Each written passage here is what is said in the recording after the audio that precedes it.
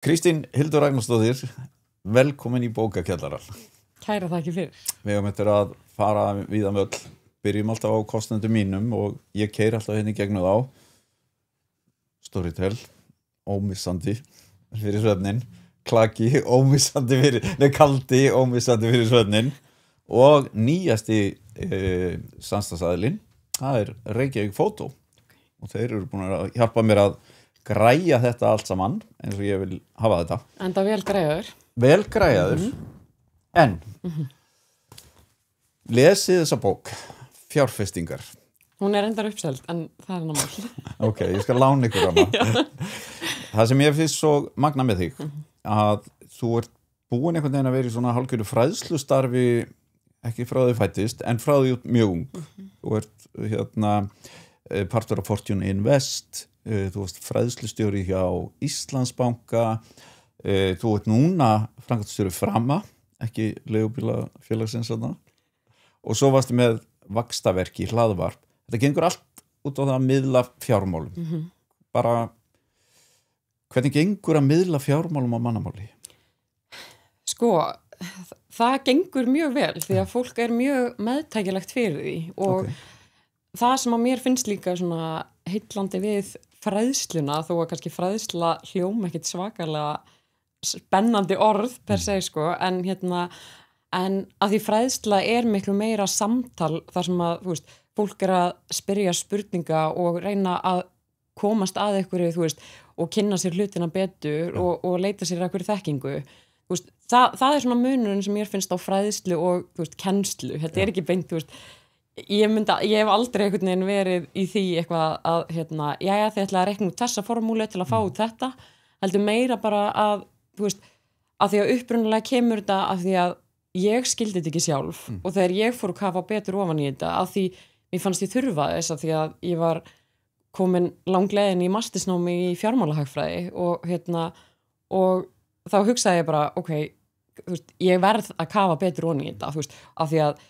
á þeim tíma þá fannst mér kannski svona, ég hugsaði alveg á einhverjum tímapunkti að ég þyrfti bara að vera með próf í verðbréfaviðskiptum til að geta átt sko viðskiptum með hlutabréf sem náttúrulega bara, þú veist, galin pæling.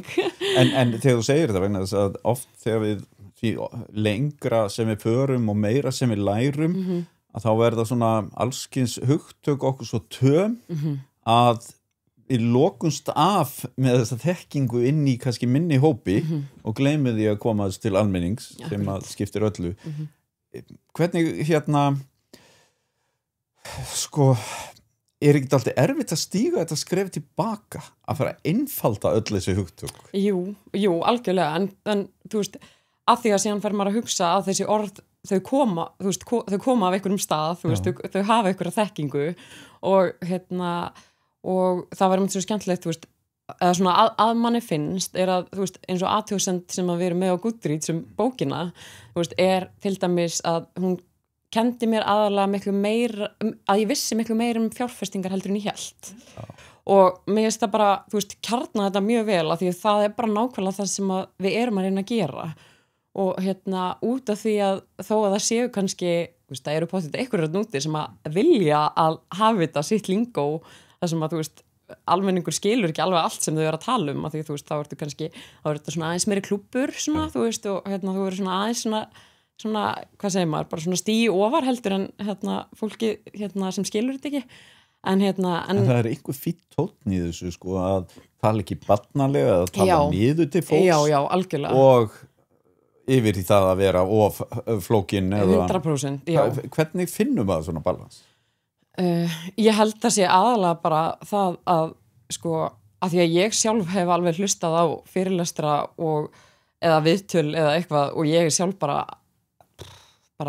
skil varla hvað maðurinn að segja. Og samt hefur þið þekking á fæinu. Já, en leið og ég kannski svona staldra eins við, þá ég svona, býtu, þetta bara það sem hann meinar, en þú veist, þetta bara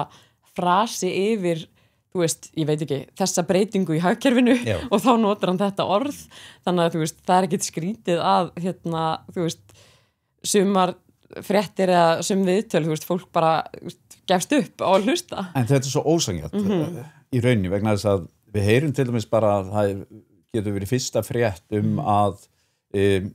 verk landsframleiðsla sé svona og svona og í hlutfall af einhverju sem að er annarkot gott eða slæmt og við erum með hugtök eins og línu ívilnun og það er bara svona skellt fram eins og við höfum bara skilið þetta frá barna Einmitt, akkurat og mér finnst þetta ábyrgðin er að miklu leyti fjölmiðlafólks en þau eru komin inn í þetta stofnanamál með embættismönnum eða stjórnmálamönnum og þá veltum fyrir sér hvernig vindum við ofan af Sko ég held að sé aðalega bara þú veist, að fólki sem er að miðla og fólki sem að fer í viðtölin að það reyni að skýra betur út hvað það er raunverulega að segja þú veist, að þetta er bara alveg eins og ef að þú veist að skýra út einhverja tölur á grafi, þú veist, að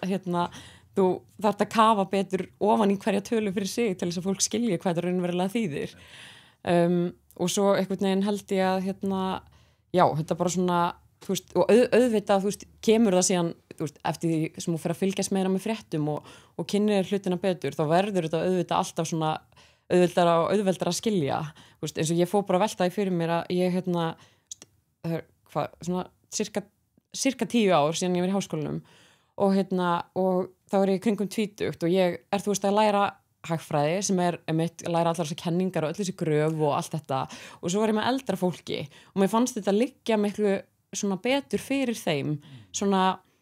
þetta fréttatengda, þú veist, af hverju gröfin færast og þú veist, og mér fannst svo áhugavert að ég var að hjálpa stelpum daginn sem var að fara í próf í háskólanum í þjóðhagfræði og ég var bara guðmengóður, ég get ekki fara að rifja þetta upp núna. Svo fór ég að kafa aðeins betur onni í þetta og þá var ég bara, bara með, þú veist, með reynslunni og með því að, þú veist, skilja betur hvað fólk segir einmitt, að þá fer maður að átta sig á, þú veist, eins og þjóðhagfræði, þá liggur hún betur við manni heldur en þegar maður er bara að stígu upp úr menntaskóla og er að djamma helgar. En einhverstað nefnilega þarf maður að byrja að skilja þetta samhengi og svo erum við líka bara, okkur finnst alltaf fyrirfram að spurningin okkar sé svo heimskuleg og við séum svo vittlaus. Þannig að við þorum ekki að koma með hana sem að þýðir að það verður alltaf þessi gjá á milli þekkingar og vanþekking. Einmitt, akkurat. Ég held svona að líka í dag að þá þú veist, þú kemst betur upp með að spyrja ekki af því það er bara auðveldur að spyrja, þú veist, gervigrindina eða googla sig áfram eða þú veist, þannig að þú getur meira komið meira áfram án þess að spyrja en svo, þú veist, svo held ég líka að það er bara sem kemur reynsluna, engin spurning er heimskuleg, þú veist, hversu oft hefur maður heyrt það sko og það er bara eitthvað sem að, þú veist, maður þarf að stimpla í hausinn á sér og öðrum sko. Langar hann spyrjaði mig aldurinn árið við förum að ræða bækurnar og með hauga bókum en aldurinn til dæmis segjum bara 18-26 ára. Þetta er aldurshópur sem er að fara yfirleitt í svona risavaxna fjárfestingar þau eru að fara að kaupa sér húsnæði, þau eru í námi, námslán og er að taka fyrstu stóru lánin sín, kaupa bíl og gera skattaskýrslu og annað. Sko mér finnst eins og við gerum ekki ráð fyrir að þetta gerist en þetta gerist samt hjá öllum að fara inn í þetta hversu vel undirbúin erum við bara á þessu aldurskeið til að díla við allar þessar skuldbindingar bara, þú veist, ekkert eitthvað rosalega góðum stað, sko, þannig séð þú veist, að því að einmitt þetta er svo rosalega stór skref að taka og þrátt fyrir, þú veist, að núna sé þetta aðeins komið aðeins meir inn í skólana heldur en þetta var á sínum tíma, sko Ég fekk engan grunn í þessu á mínum aldri sko en þú veist svo áttar maður sig á því bara hvað í rauninni að því einmitt þetta er svo stór partur alveg lífi manns, þú veist, maður fær launaseðil fyrir einasta mánuði og þá nú kannski ágætt að vita bara, þú veist hvernig virkar þetta allt saman og þú veist hvernig best að, þú veist bara, ég veit ekki, hvernig ætla ég að leggja fyrir, þú veist, það er ekkit sjálfsagt að leggja fyrir eða þú veist, og svo náttúrulega líka verðum að muna það að þú veist, allt í lífinu er í tímabilum einhvern veginn, þannig að þú veist, þegar maður er í skóla og þú veist, maður býr kannski ennþá heima, maður er samt að reyna að safna, samt, þú veist, samt vill maður ekki missa því sem vinirnir er að gera og þú veist, þannig að, já, ég veit ekki, fólk í dag er kannski rosalega mikið að reyna að lifa einhverju fullkomnu lífi í rosalega ófullkomnum heimi. Já, það enda, mjög gott. Já. Og maður hugsa líka, sko, hvernig getum við skapað þessa umgjörð. Nú mikil umræðan það hvernig við getum fengið og hvatt ungt fólk til að koma til Íslands eftir að hafa mentað sig eins og lækna og annað fólk sem okkur vantar. Einmitt. En við virðumst aldrei finna leiðina til þess. Nei. Þú veist, er það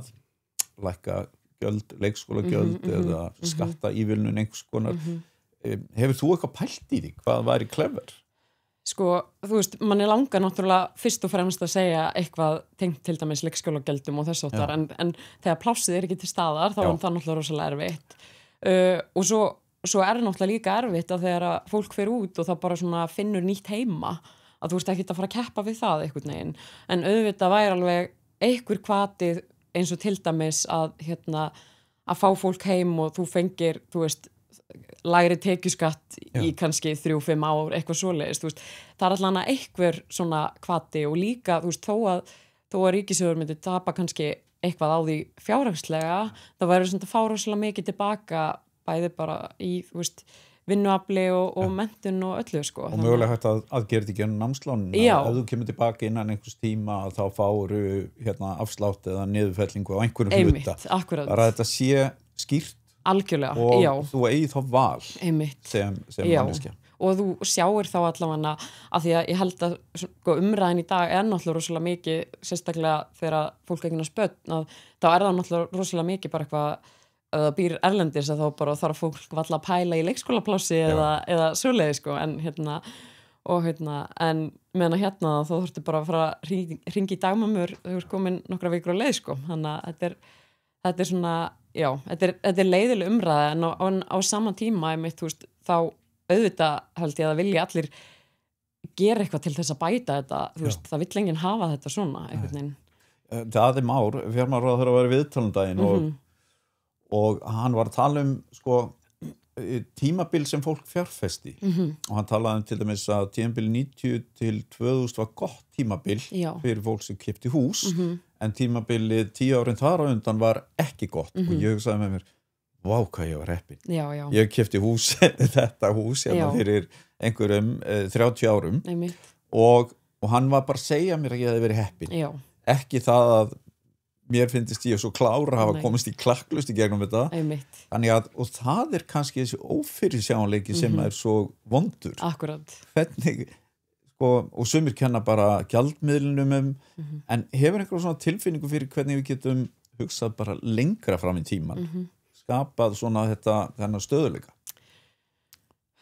Já. Stór spurning. Já, mjög stór spurning. Ég held að það sé þú veist, fyrst og fremst að þá náttúrulega einhvern veginn, þú veist, byggja á grunninum, þú veist, hvernig er hægt að koma fólki betur inn á markaðin, þú veist, þannig að það sé ekki bara,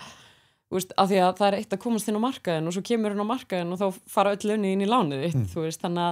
að þetta sé svona, þú veist, að þú sért að byggja einhvern grunn sem að hafi,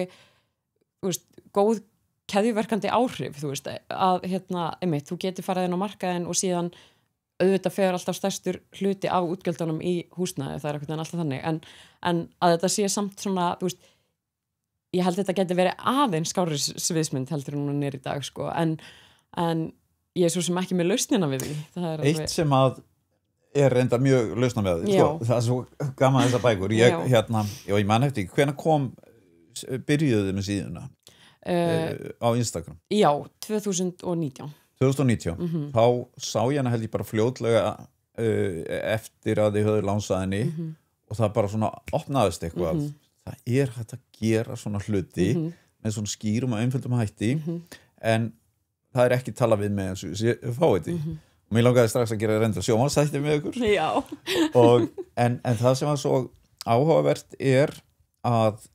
þið eru með svona alls konar reglur sem að sitja í hausnum á manni 50-30-20 reglan segðu mér aðeins bara hvernig hún virkar einmitt, við náttúrulega fundum þessa reglu alls ekki upp, sko, nei. En við reynum að koma henni til skila einmitt, bara til fólks og þetta er, sko, algjört viðmið, þú veist, hvort sem að sé 50-30-20 eða 70-20-10 þá er þetta bara þannig að fólk geti haft eitthvað viðmið til þess að því þú einmitt færð þegar þú fær launaseðliðinn, þá fær ykkur laun útborguð og hvað áttu síðan að gera. Þannig að það er svona miða við, einmitt, 50%, ef við miðum bara við 50, 30,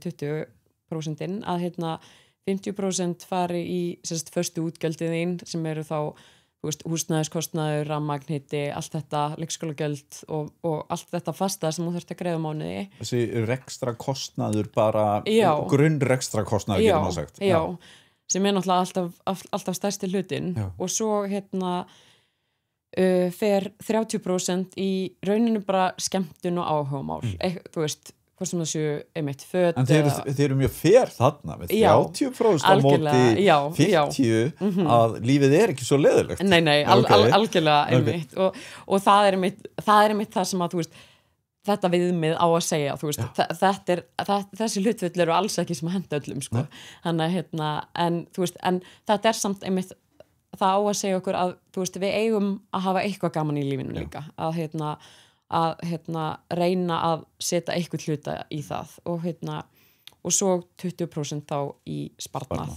sem eru þá annarkvort leggja fyrir eða fjárfestingar eða hvað sem það er. En það sem áhugavert sko að 50% eru kannski einhver svona fasti sem að þú hreyfir ekki svo mikið við í skuldbindingum, þannig að þú hefur 30 og 20% sem að ef þú metur það og segir er ég að fara djammin og sparnaðin þú ert alltaf komin svona kannski betra að halda 20% og horfa svona til lengri tíma algjörlega. En sko það að fjárfesta í hlutabréfum af því við erum ekkit endilega svo góð í því hér á Íslandi eða hvað nei. Konur eru síðri, var tilgangurinn eitthvað kannski fyrst og fremst að ítundir að konur færa fjárfesta meira? Já, það var náttúrulega svona upprunalega ástæðan fyrir því að Fortuna Invest verið til að það voru alls konar fundir að konur þyrftu að fjárfesta meira en það var aldrei neitt aksjón, þú veist, það var aldrei neitt plan hvernig eða hvað svo að gera, þannig að þar kemur svona smá lausn við því og upprunalega að þá er kannski markmiðið bara stílin og konur, en svo bara verður áhugin, þú veist, meir og meiri einhvern veginn bara hjá öllum kynjum, sko, þannig að þetta er bara svona Þið náðu í rauninni stærri hóp en þið lögðum upp með, sko, þannig að og það er náttúrulega, þú veist, og þannig verður í rauninni, þú veist, upprunalega var markmiðið bara að, þú veist, gera þáttöku á fjármálamarkaði fjölbreyttari, þú veist, fá fjölbreyttari bara, þú veist, aldurspil og einmitt, ekki bara kallmenn til þess að vera í þessu hlutverki, sko, en þá okkur verður það bara að auka þáttöku, þannig að og svo auðvitað, þú veist, ferða að vinna með okkur að það kemur COVID og fólk hefur meiri sparnað á milli handana og allt þetta, þannig að þetta svona, þetta var líka bara, þú veist, staður og stund fyrir akkurat þetta verkefni. En veistu hvað það er raunverulega sem gerir það verkum að konur eru ennþá á þeim stað að fara síður í fjárfestingar og hlutabréfum og öðru? Sko, já, mér, þú veist, ég held að sé svona, þú veist, það er alveg góð punktur með ég ykkur tímann sagði í ykkur viðtali að það veru 3 kallar sem að, þú veist, fjárfesta fyrir hverja konu og þá það var eitthvað sem skrifar í kommentakerfinu eða hvað sem það var og segir, já, þú veist, að ástæðan fyrir því væri náttúrulega að þessi kallmaðurinn sem sér oftast þann part af fjármálunum og til þess að báðir aðilar þurfi ekki að borga kostnað af fjárfestingunum. Þetta er alveg rök sem, þú veist, jú, make alveg sens, en þetta er samt, þú veist, færir engin rök fyrir því af hverju kallmaðurinn ætti frekar að sjá þetta. Þannig, en þú veist, en það kemur líka bara inn á, þú veist, eins og bara, hvað árið 2024 Hagstofan gaf út tölur fyrir, þú veist, óleiðréttan launamun og leiðréttan að, þú veist, sem sagt, óleiðréttur er í kringum 10% og leiðréttur í kringum 3% og svo lengi sem að það er ekki 0% að þá er ennþá þessi munur og þá sá munur, hann kemur líka niður á því að, þú veist, þú þorir að taka áhættu með að skipta vinnu eða einmitt taka áhættu með peningana þína. Þú átt eitthvað aukareitis í þessum mun. Já. En bara það til dæmis að því þetta fyrir marga virkar eins og stór ákvörðun að fara fjárfest í hlutabréfum. að því við sjáum líka bara svona gaura sem að kaupa fyrir milljarða og tapa milljörðum og það alltaf eins og þessi haldi bara áfram að vera hérna bara með þessa veldu samhengið einhvern veginn svo rangt og maður heldur að maður geti ekki byrjað að fjárfesta fyrir 10 og 20 og 30 skall. Já, algjörlega. Það kannski ein af meinsemdunum að við erum með mikla ranghugmyndir þetta? Já, alveg. Það alveg 100% þannig og maður svona skilur alveg auðvitað mitt borgar líka kostnaða fjárfestingunni og allt svona en þetta samt sko, ég held að það í einhverjum bönkum núna, það ekki einu svona lágmark fyrir því að fjárfesta í sjóðum en það sem að mér finnst svona kannski mesti hvatinn til þess að fjárfesta að ef ég legg peningi minn inn á sparnaðarreikning og síðan bara tekur lífi við einhvern veginn og ég þarf auka pening af reikningum mínum þá ég enga stund að millifæra út af sparnaðarreikningum mínum yfir og bara nota peningin sko. Já, að því út ekki að binda Nei, en það tekur lengri tíma að selja úr sjóði eða selja hlutabréfin þannig að þá færða mann meira svona til þess að svona staldra við og hugsa ok, ætti ég að gera það, ætti ég að leyfa svo ligginni og oftast lætur maður þetta frekar ligginni bara svona eins og þetta svona sama eins og þú veist maður sér eitthvað út í búð og svona reglum að fara kannski heim og hugsa það þetta svona svipað kannski væri þetta bara sniðugar gjafir eins og í gamla dag það var reynda sparisjóðsbækur sem að eittust upp algjörlega einmitt, en enga síður að þetta væri þjóðin fekk einhvern veginn sko hlutabréf í Eimskip held ég það var, þú veist, fyrir ábyggilega 70-100 árum en þá skapaði svona stemning og maður velti fyrir sér sko að því maður vill ekkit endilega hreyfa við einhverju sem einhver gaf manni og leyfa því bara og fylgjast með því kannski vaksa kannski þetta bara ágætis jólagjöf hlutabréf í fyrirtæki eða einhverju slíku 100% það það alveg og líka og maður sér alveg líka þá það algengara að fyrirtæki að gefa starfsmönnum sínum hlut í félaginu og það auðvitað bara þú veist þau að gera það að verkum að það skapast meira traust þú veist ég langar meira að standa þig ef að þú átt hluti ykkur í félagi og hvað þú vinnur hjá því sko. Það finnst mér jákvæmt. Já. Segðu mér að ég út með fullt af góðum bókum og þú sagði mér reyndar að þú hefur átt svona ofurhetjur í æsku sem þú last. Hvað að vera svona barnabækuna sem stóð upp úr? Sko, það var Lína var fyrst og fremst. Hún var númer 1, 2 og 3. Það var bara, ég held hún, hafi átt bara hugminn og hjarta sko. Það var alveg, og þess vegna mitt kom ég með eina litla mynd sem að Litla ljósmynd ok af Línu sjálfri já, okay. og sjálfri mér nei, hvað þetta fallegt hvað ár þetta? 1996 þetta í var þetta í Borgarleikhúsinu eða Þjóðleikhúsinu? Nei, þetta var nú bara í Kringlunni Já, þetta hefur verið sýning Já, eða bara svona, þú veist já, hefur örugglega verið sýning og svo hefur hún komið að skemmta í Kringlunni til þess að og er uppákoma? Já, eitthvað uppákoma í Kringlunni, sko og þetta bara svona þetta bara risa moment Já, sko, ég bara systir mín var þarna með mér og hún lýsir við oft bara, ég var svona stjörf allan tíman og ég allan í 5 tíma eftir og ég bara, það áttur að vera bara 2 ára Áttur líka búningin hennar? Já, ég bara, og svo eins og einmitt, þú veist, ég með tíkó þarna og þú veist, það var bara tíkó alla daga og en það samt svo gott sem manni finnst að hugsa eftir á að því þetta var alls ekki eitthvað forsað að Lína yrði að vera mín hetja sko, en að vera svona lítil stelpa með svona hetju sko, það alveg, það hugsa tilbaka Sko, við rettum þess áðan þú virðist vera með eitthvað svona sjálfstraust sem að maður kalla bara heilbrigt sjálfstraust það sjálfstraust sem að gera það verkum að þú þorir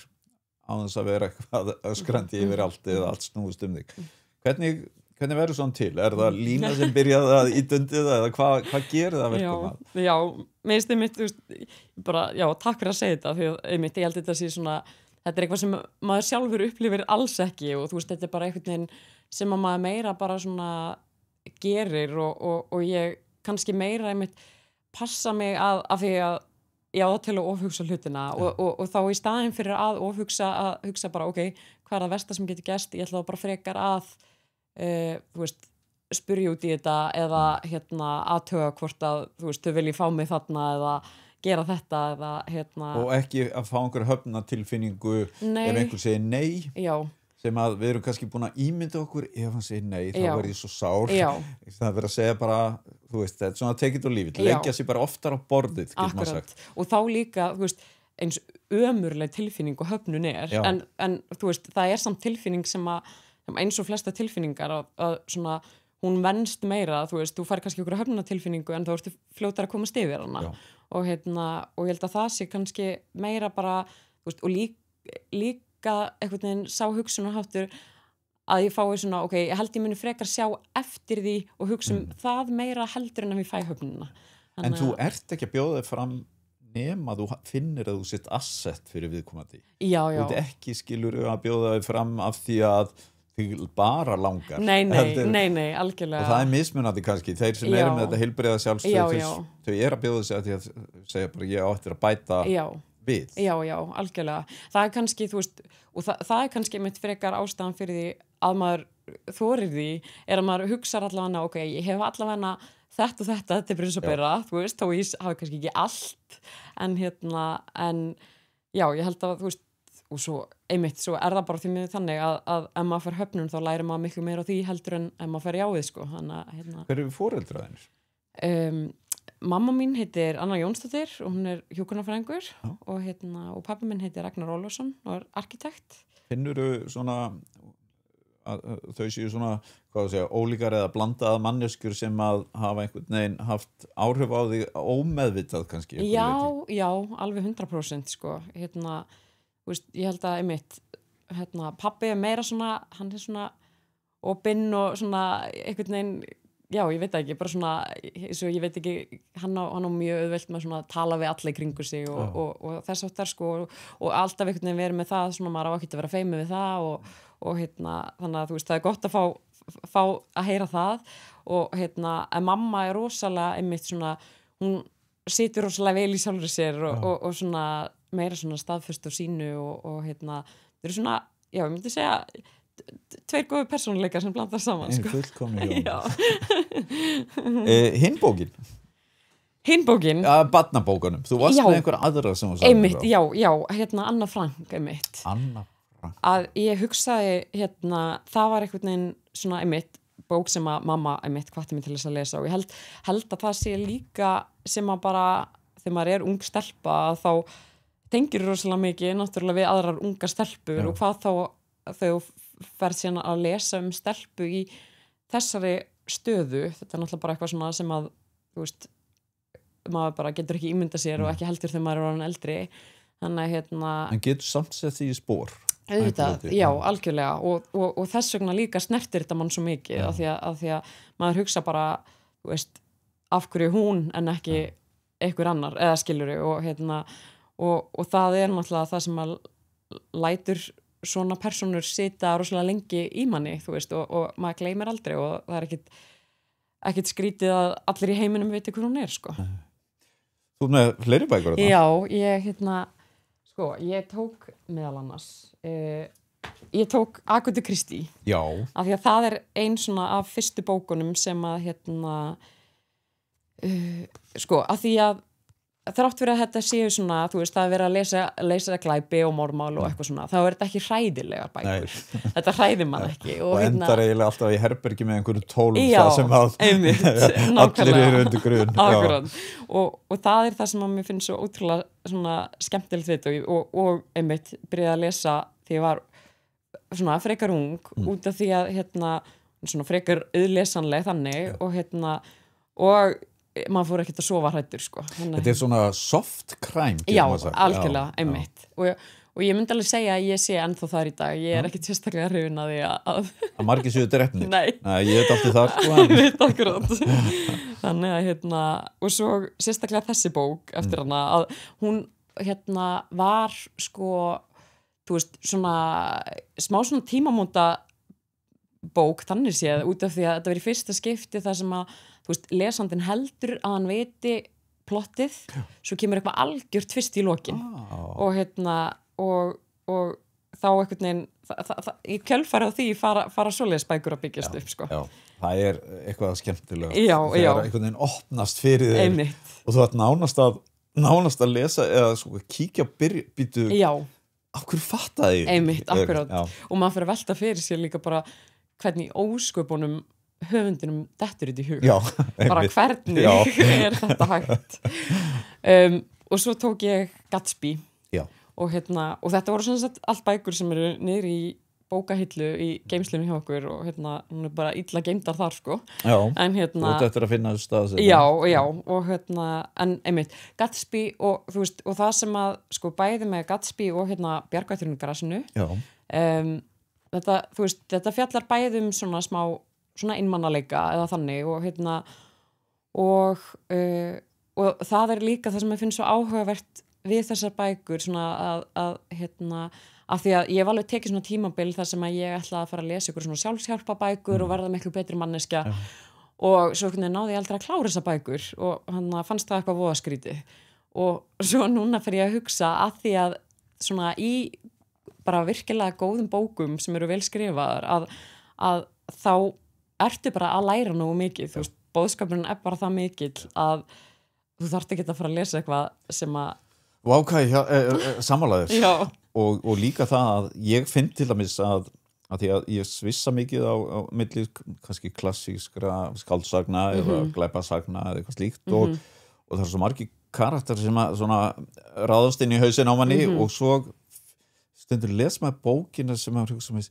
svona bók langar mig að skrifa akkurat þetta svona heim langar mig að fjallum Einmitt. Og það skjaldnast glæpabækur það eru svona stóru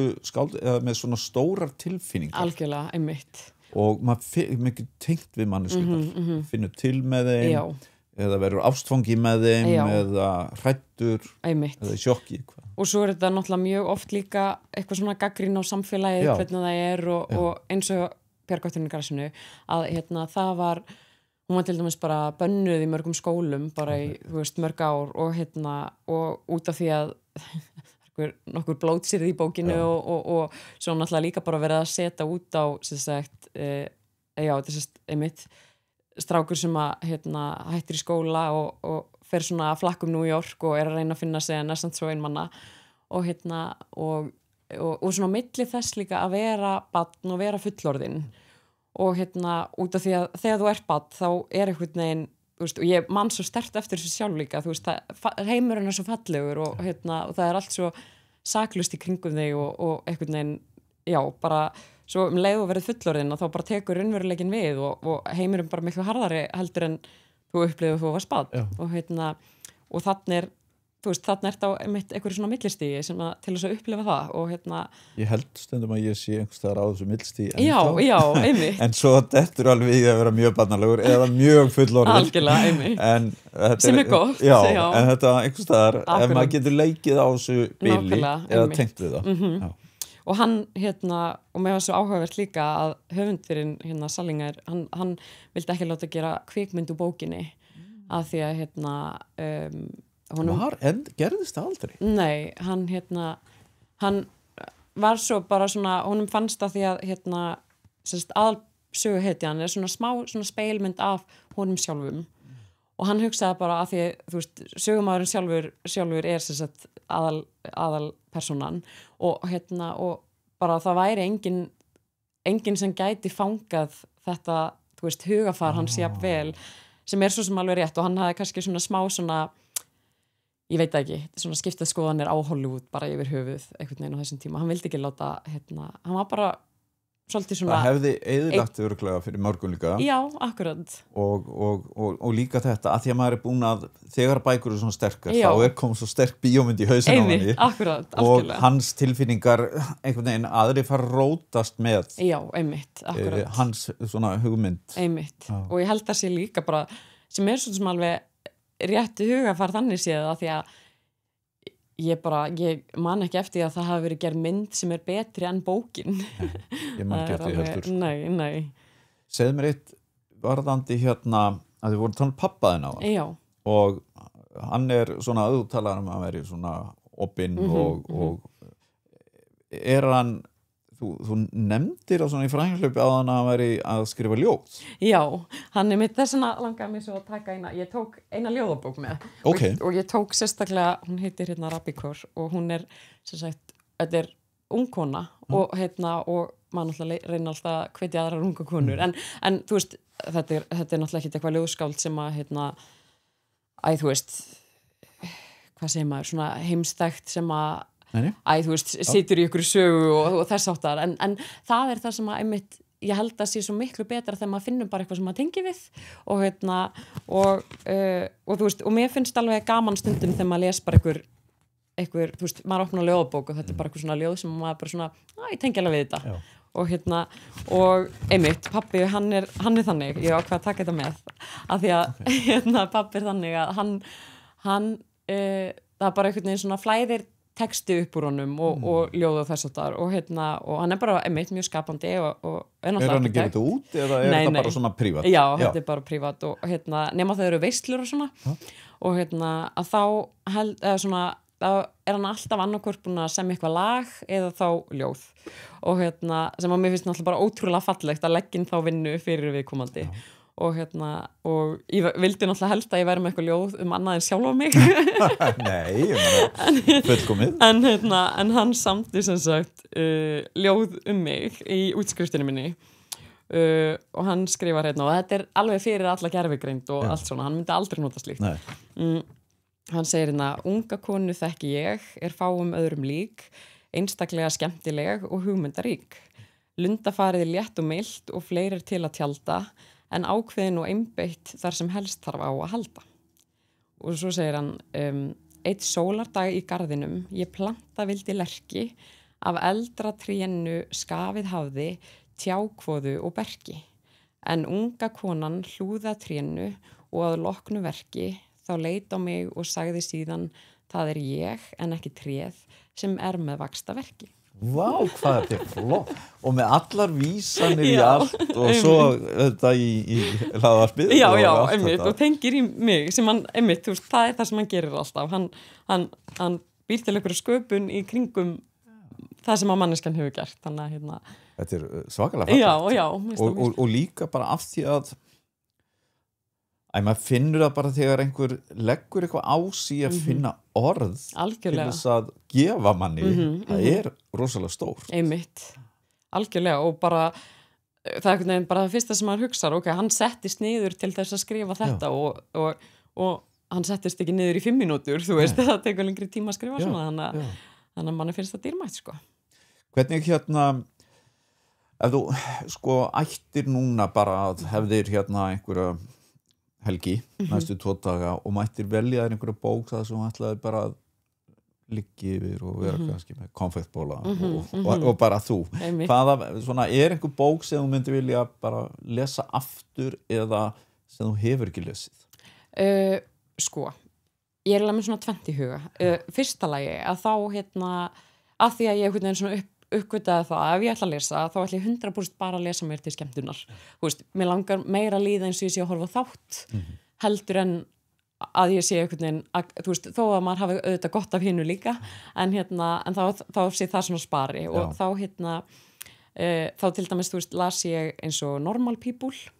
eftir konu sem heitir Sally Rooney hún rosalega þekkt svona hjá yngri konum ég man eftir þessari bók ég veit ég las hana, ég man ekki hvað hún Nei, og það mitt par og og þau þetta Marianne og Connell og þetta bara svona, þú veist, þeir að flóknu tilfinningar einhvern veginn og maður svona skilur eiginlega ekki hvernig hún nær að fanga það svona mikið hvað maður verður bara, þú veist, húgt á þeim sem persónum og svo mitt kom út þættir og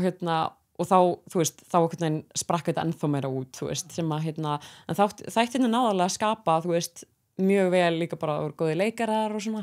þannig að einhverja svona bækur, ég get alveg lesið þær aftur og aftur, sko, og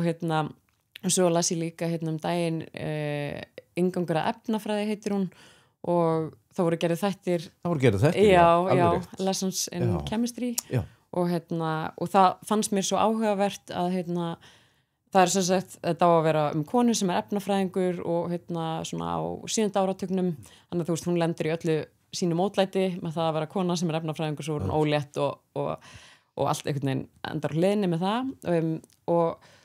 og það var sko svo áhugavert sem ég las að því bókakápan hún mjög svona kvenleg og og svona höfundurinn samþykti það alveg en það var svona ákveðin umræða það að af hverju þurfti að gera bókakápuna svona hún rosalega svona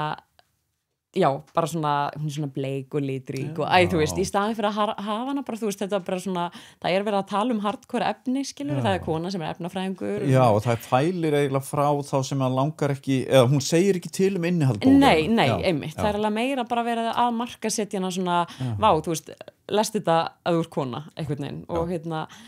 og sem kannski ekki einmitt alveg nógu góð skilaboð af því að Nei, og í alvöru talað og við erum einhvern veginn svo þegar við erum að leita að einhvern sem þættir eða eitthvað, ég meina bara sko fronturinn á öllu bara make or break hvort að maður grípið þetta eða ekki sko. Já, akkurat og það líka alveg einmitt áhugavert að hugsa til þess að þú veist, maður svona það hljóma miklu betur þegar maður segir já, ég að lesa þessa bók heldur en ég að horfa á þessa þætti En hvernig komist við út úr þessu snobbi sko, að því að við getum talað bíómyndir þættir og erum kannski ekkert feimin við að við séum að horfa á einhverja silly þætti eða svona sápur eða hvað það en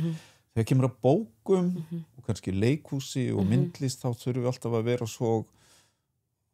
háfleig og miklu einhvern veginn, klárari með erum eða hvað það Akkurat. Hvað það? Þetta snýr líka að þessu auðvitað með bara að tala um fjármál hvernig getum við brotið okkur úr þessu? Ég held þetta snúist svona kannski fyrst og fremst það að þú náttúrulega nærð þessari dýpt með bókinni sem hún nærði ekki í bíómyndunum en kannski upp á móti kemur að það þess vegna að ég held miklu frekar fara að gera sjónvarpsþætti heldur en bíómyndir til þess að hún að þú veist, gera söguþráðin lengri og dýpri eins og bókin En erum við ekki líka stundum að fara of snemma í of heavy bækur? Jú, 100% Að við einhvern veginn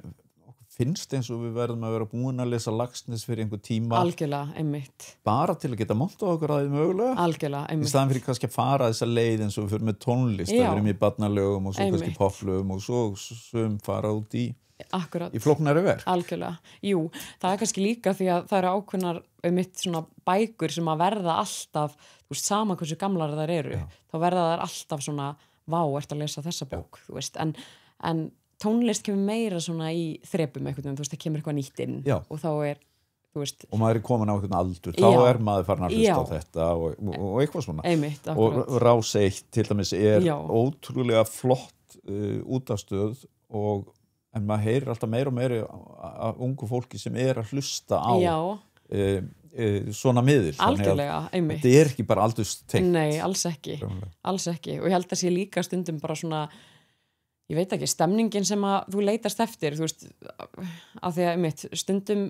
langar þig, þetta bara eins með, þú veist, bíómyndir og bækur og tónlist eða hvað það stundum þarft á okkur svona meiri hasar í lífið þetta halda. Og stundum romantík og einhverju. Það einhvern veginn svona fyrir eftir því hvað þú leitast í, sko. Núna erum við með nýja ríkisstjórn eða nýlega og með mjög öflugan til dæmis forsætisráðherra. Hún nú ekkit svo mikið eldri en þú, 7-8 árum kannski. Já. Og þegar þú horfir á hana, skiptir það máli að Kristrún hún svo bara svona kröftu kona, hagfræðingur sem að þú tengir nú eflust við, eða snýst þetta meira hugmyndafræði þessara manneskju? Sko, ég held svona, þú veist, til að svona byrja með það sem maður hugsar náttúrulega bara, þú veist, hún ung kona í þessari stöðu bara að gera frábæra hluti, bara auðvitað langar mann að halda með henni sama hvað, þú veist. Það einhvern veginn svona fyrsta sem kemur upp og svo auðvitað, þú veist, þegar að eftir því sem að fólk fyrir að kynnast manneskjunni betur og þú náttúrulega ósjálfrátt kynnist fólki sem að í sviðsljósinu betur, að þá kannski svona ferðu meira að dæma það af því sem það segir og gerir heldur en, þú veist, út frá aldri eða hvaða annað sko. Já. Þannig en Þannig að það heldur vist lengi karisma og svona aðferðafræðin en til dæmis það ef þú mættir setjast niður með henn og gefa henni bara ráð varðandi bara fjármál og efnahagsstjórnun eitthvað svona sem kemur upp í hugan sem að þú vildir eða brennur á þig Ég held að ég ætti ekki að vera að gefa Kristrúnu ráð Nei, við höfum öll leyfi til við erum bara kjósendur ég veit, ég að grínast en mér finnst það bara að fyndin pæling en þú ert alveg með sjálfstöðsti í það en ég held kannski fyrst og fremst að svona sem ég hugsa einmitt að því bara akkurat í dag, þú veist, hún búin að gera mjög flotta hluti og standa sig vel og þess að hún sé náttúrulega ekki búin að vera lengi í þessu starfi sko, en að svona að ok, eftir 10 ár að hún geti hugsað ok, mín ríkisstjórn eða þú veist, þegar ég stýrði að þá þú veist, þá var ég að hugsa fólkið og að því að þú veist, og meir fólkið heldur en kerfið í rauninni að og hvernig þú veist, það hægt að bara gera líf fólksins bærilegt og hægt sko, þú veist. Ég velti stundum fyrir mig líka, mig langar svo að sjá stjórnmálamenn sem eru að útskýra jafnvel óvinsalar ákvarðanir eða erfiðar, að þeir útskýri þar með langtíma áhrifin í huga. Já, einmitt. Að því ég til í að fara í gegnum eitthvað ef ég veit að það þetta lokamarkmið. Akkurat. Upplifirðu sko að það sé til dæmis og horfir á pólitíkina hún sé bara nægilega lausnamiðuð eða horfið til lengri tíma Sko ég held að einhvern veginn bara öllu hvað sem það sem við gerum að þú veist gagnsæi og traust sé bara 100% það sem þarf alltaf að vera til staðar og það einhvern veginn þú veist kemur á sama tíma og tölum þú veist eins og með fræðsluna á þann að ef að fólk myndi skilja betur eins og einmitt hvað skattbindingarnir að fara í þú veist, ef að ég segi bara á skattframtalinu mínu þú veist að ég greiddi 100.000 krónur í skatt að þú veist 80% sé að fara í vegi og að skilur hvað sem það 10% í heilbrigðiskerfinu ekki reyndar 80% í heilbrigðiskerfinu? Jú, ég meina það, já. En já, ég bara svona taka sem dæmi að ég gæti ligguð bara séð niður og upphæðir sko, hvað peningunum minn að fara í af því að það svo oft náttúrulega sem talað líka bara þú heyrir miklu meira þessa setningu, þú veist, eru skattpeningarnir mínir að fara í þetta en það og það aldrei á jákvæðan hátt, þú veist eitthvað yes, skattpeningarnir mínir að fara í þetta þannig og það kannski að því að okkur finnst kannski þjónustan ekkit oft svo frábært þannig að vanti þessa löngun líka til þess að láta okkur vita 100%. Að þú vilt nota þessa peninga algjörlega, sem best einmitt. Og það líka einmitt bara með þetta gagnsæi að, þú veist, að fólk viti hvert peningarnir þeirra að fara af því að fólk hugsa náttúrulega bara ef þú veist, það fer svona stór upphæð mínum þú veist, launum í skatt og bara væntanlega vill að vita hvert það fer og þú veist, já, þó maður geti séð stóru myndina og svona en fólk vill alltaf, þú veist, við erum orðið svo sjálfhverju dag að við viljum bara sjá þetta bara út frá okkar Frammi, já. Ekki leigubílstjóðafélagi nei, fyrirgefið það ég ábyggilega enginn að tengja við þetta en fannst það bara eitthvað sko, þetta mjög áhugavert þetta mjög áhugavert en þetta alveg brjálæðislega flott konsept og þeir eru þarna inni með sko, hvað, 400 fyrirlestra og... Nei, það eru reynda bara 35 það var 400 nei, býtu, en hvað var þetta 400 sem ég sá einhverstaðar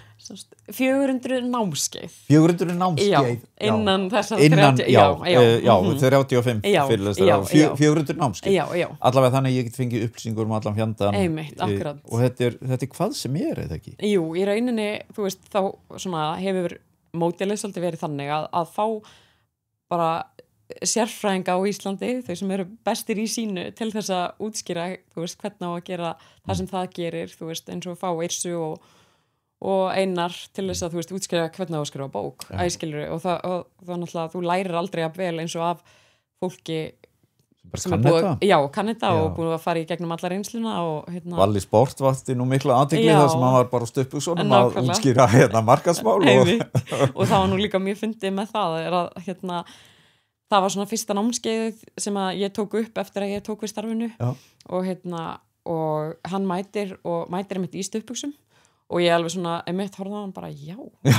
Og ætlaði svona ekkert að segja við hann og fyrsta sem tökumaðurinn segir við hann bara erum við ekkert með einhver aðra buxur eða? Og hann bara nei, þetta bara partur af vörumerkinu. Að vera í stuttbuxum? Já, þannig að hann var sko sannarlega var ekki að fara úr þeim. Vala Matt sendi mér skilaboð í morgun og sagði Þórður, ekki láta sjást hérna á milli í kálfan því að það sást vist í síðasta þætti þá voru sokkarnir ekki alveg uppi. Ég geti alveg sagt heyrðu fyrir ekki, þetta er bara trademark. Já, algjörlega. Já, þú getur bara að fara að vinna með þetta. Ég ekki jætkúl og Valli Sport þannig að ég með sokkarna uppi. Ertu með bók í lokin sem þú vilt segja mig frá? Það er ein þarna stór og þykk og þung. Já, sko máli ég tók hana eiginlega út af því að sko þetta höfundurinn sem skrifaði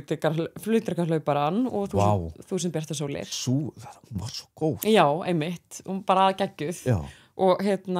og svo kom 1000 bjartasólir og ég einmitt, ég hef lesið hana tvisasinnum af því mér finnst hún bara frábær og ég hef ekki lesið þessa bóka ennþá en hún er til í geymslunni. 1000 bjartasólir, er það rithöfundin sem að í Bandaríkjunum? Nei. Ég man eftir flugdrekahlauparann og það er eitthvað bara stórkostlegt. Einmitt, já. Þetta þetta sérst gerist í Afganistan líka á 30 árum og segir frá 2 konum sem að sérst eru á mjög misjöfnum aldri og þeirra sögur tvinnast saman af því að það er einhvern veginn enda í sambandi með sama manninum og þannig að þetta er svona mjög alveg. Er ekki Talibana sem að eru við stjórnanda síðan sem kom að blandast inn í þetta? Jú, og þetta gerist á alveg einmitt. Þetta er magnaðar bækur. Já, einmitt, þannig að einmitt, þetta eru bara magnaðar bækur og þetta er einmitt svona bók sem að bara maður lærir svo mikið á þó að markmiðið sé ekkert að læra af henni en það bara, maður gera það samt. Besti lærdómur er að læra bara á það sem maður vita á því. Já, algjörlega. Og ef við getum haft allt svona fræðsluefni með þeim hætti kæmi til greina til dæmis fyrir ykkur eða væri ykkur eftirspurn eftir því að þið farið að vinna meira með skólum í efninu sem þið eruð að búa til? Sko já, það hefur alveg komið upp í hugan á okkur að það væri bæði skemmtilegt og gagnlegt en